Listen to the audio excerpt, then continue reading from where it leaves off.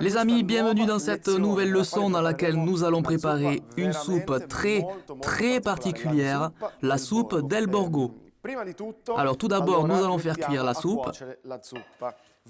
Versons notre mélange de soupe dans une casserole, comme ceci. Puis, nous allons le recouvrir d'eau froide, chose très importante. Ensuite, nous le mettons sur le feu, évidemment après l'avoir mélangé un peu, pour qu'il se mouille bien. Prenons les palourdes, logiquement déjà nettoyées, mettons-les dans une poêle et nous y ajoutons de l'huile, de l'ail, en l'occurrence en chemise et écrasé, puis ensuite du persil haché ou les tiges que nous n'utiliserons pas, qui de toute façon sont très savoureuses car à l'intérieur il y a les fibres qui contiennent donc l'essence du persil, et nous allons les utiliser pour ouvrir nos palourdes. Nous les mettons sur le feu et, dans ce cas, il est très important de toujours couvrir avec un couvercle. En attendant nos palourdes, nous allons nous occuper des asperges.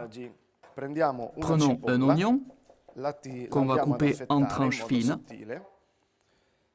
puis on le hache.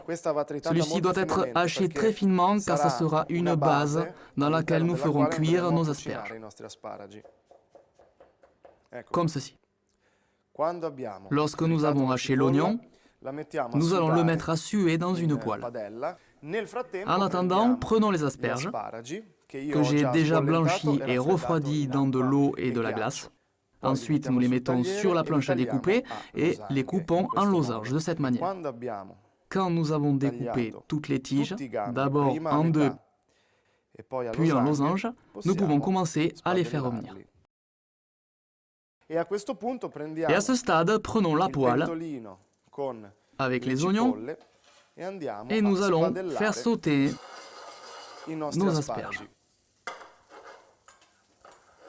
Vérifions les palourdes, parce que j'imagine qu'à ce stade, nos palourdes, regardez cette merveille, nos palourdes seront ouvertes, vous voyez?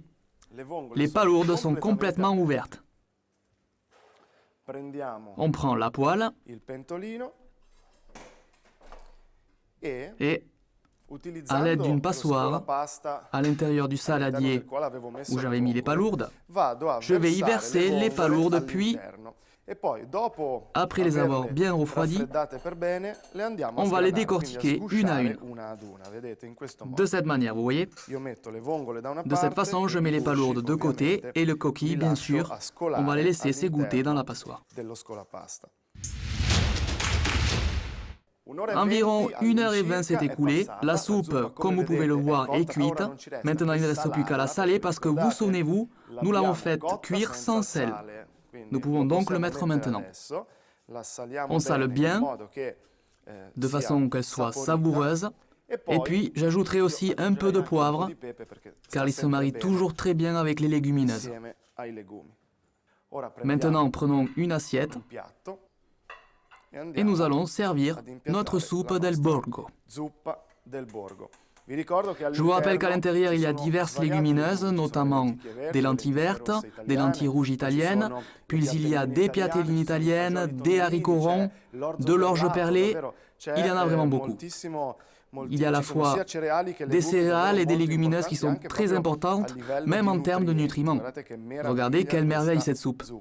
Et à ce stade, nous allons la garnir car, entre-temps, nous avons préparé les asperges que nous pouvons mettre soit directement en arrosant le plat, ou les mettre ici et là